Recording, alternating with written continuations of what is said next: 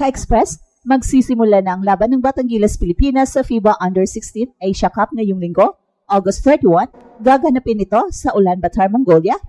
Una nilang makakaharap ang Chinese Taipei sa Boyat Oka Sports Complex at 7 p.m. Philippine time. Ito ang unang pagsubok ng ating National Youth Squad sa Group B na puno ng mahihirap na kalaban pero malinaw ang kanilang layunin, makapasok sa semifinals para masungkit ang slot sa FIBA Under-17 World Cup sa Turkey sa susunod na taon. Kasama ng Chinese Taipei nakahanay din sa group ng Batangilas ang Indonesia at New Zealand.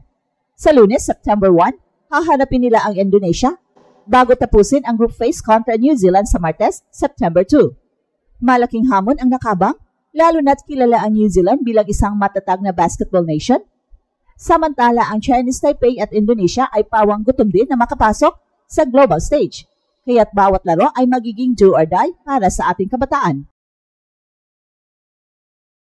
Sa kabila ng pagiging number 35 lamang sa world ranking, hindi matatawaran ang tapang at puso ng Batangilas. Consistent semifinals na sila sa nakaraang mga edisyon ng torneo at umaasa silang maipagpatuloy ang tradisyong yon. Para sa mga batang manlalaro, hindi lang simpleng karangalan ang nakataya rito kundi pagkakataong ipakita ang kanilang talento sa mas malaking entablado. Huling nagkaharap ang Gilas at Chinese Taipei sa youth level at ang pagtagpong yon ay dikit at puno ng aksyon. Ngayon, bagong henerasyon ng hooper ang tatayo para sa bandera, dala ang paniniwalang kaya nilang lagpasan ang hamon. Sa panimulang laro pa lamang, susubukan na ng Batang Gilas na magbigay ng malakas na pahayag. Handa silang lumaban para sa kinabukasan ng Gilas program.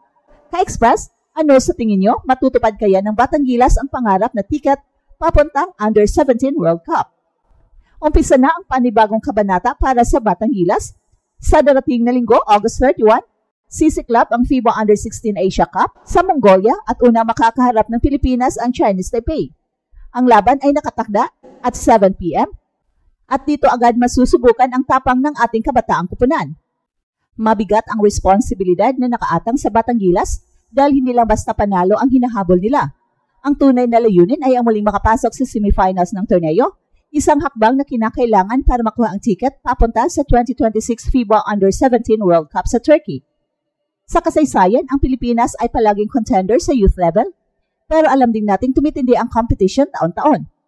Lalo na mula sa mga bansang gaya ng New Zealand, Australia at maging Chinese Taipei na matagal nang nakakatapat ng Gilas sa lahat ng age group tournaments.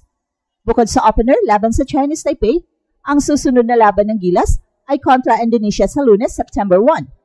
Bagamat kapwa Southeast Asian neighbor, ang Indonesia, hindi rin ito dapat maliitin dahil dumadaan din sila sa basketball renaissance at umaasa silang makagante matapos ang ilang beses na pagkatalo sa youth tournaments. Pagkatapos nito, pinakamabigat na hamon ang makikita sa huling laban ng New Zealand sa Martes, September 2. Kilala ang mga Kiwi bilang malalaki, matibay at may disiplina sa sistema ng laro. Kung susuriin ang bracket ng Batang Gilas ay hindi ganon kadali, subalit dito masusukat kung hanggang saan na ang narating ng grassroots program ng Pilipinas. Ang FIBA rankings ng Pilipinas sa youth level ay nasa number 35, pero kilala tayo sa buong Asia bilang pusong mandirigma, walang inuurungan kahit gaano kalaki o kalakas ng kalaban. Isa pang dapat abangan ay kung paano iaangat ng mga batang Pinoy ang kanilang laro laban sa mas malalaki at mas mabilis na opponents. Kadalasan, height disadvantage ang problema ng Gilas youth teams, pero ngayon mas malinaw ang emphasis ng SBP at coaching staff sa skills development, shooting consistency at defensive pressure. Kung maipapakita ng mga bata ang kumpiyansa at teamwork, malaki ang posibilidad na makabalik tayo sa semifinal round at makuha ang mahalagang tiket papuntang World Cup. Kaya't hindi ito basta laban kontra Chinese Taipei, ito ay unang hakbang ng isang mas malaking pangarap ang makita muli ang watawat ng Pilipinas sa entablado ng Under-17 World Cup, dala ng husay at puso ng kabataang Pinoy. Kung titingnan natin ang laban ng Batang Gilas kontra Chinese Taipei, malinaw na hindi ito maging simpleng opening game. Sa nakaraang mga torneo, kilala ang Taiwan bilang isang kupunan na mabilis mag-adjust sa depensa at malakas sa labas ng arko. Hindi sila ganoon kalaki sa frontline, pero binabawi nila ito sa bilis, shooting at disiplina. Para sa mga batang Pinoy, malaking hamon ito, lalo na sa age group na ito, ang momentum at emosyon ng unang laro ay kadalasan nagiging batayan ng buong kampanya. Ang mga coach ng Gilas Youth ay siguradong naghanda ng defensive scheme para malimitahan ang 3-point shooting ng kalaban. Kailangan nilang i-pressure ang ball handler ng Taiwan at hindi hayaang makabuo ng rhythm sa pick and roll. Sa international youth level, isang main weapon ng Taiwan ang ball movement at mabilis na transition offense. Sa panig naman ng Batang Gilas, may kalamangan sila sa height at physicality. Kahit wala pang pangalan na kasing bigat ng Kai Sotto noon sa under-16, meron pa ring malalaking bata ang Pilipinas na kayang magdomina sa ilalim. At dito papasok ang importance ng rebounding at second chance points. Kung magagawa ng mga batang bigman ng Gilas na kontrolin ang boards, tiyak na mababawasan ang open looks ng Taiwan mula sa labas. Offensively, kailangang magpakita ng maturity ang Gilas guards.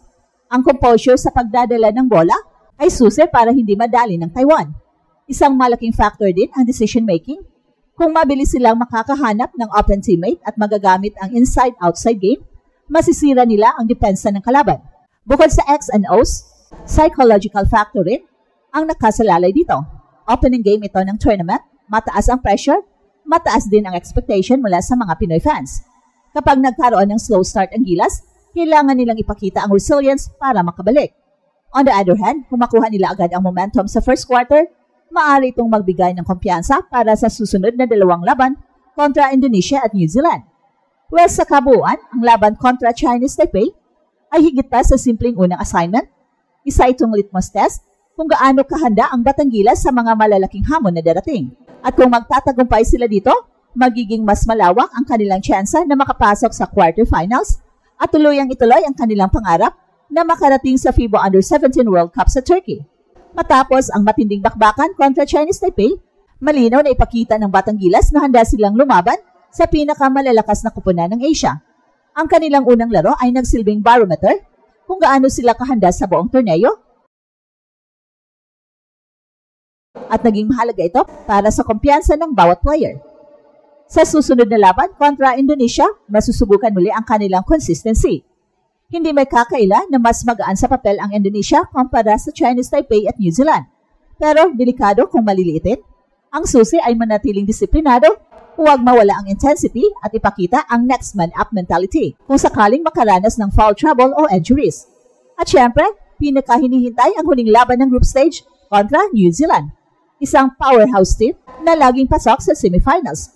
Kung makakuha ng momentum ang Gilas mula sa unang 2 laro, malaking tulong ito sa kanilang kumpiyansa kontra sa mas malakas na Kiwi squad. At dito masusukat ang tunay na kalidad ng Batang Gilas.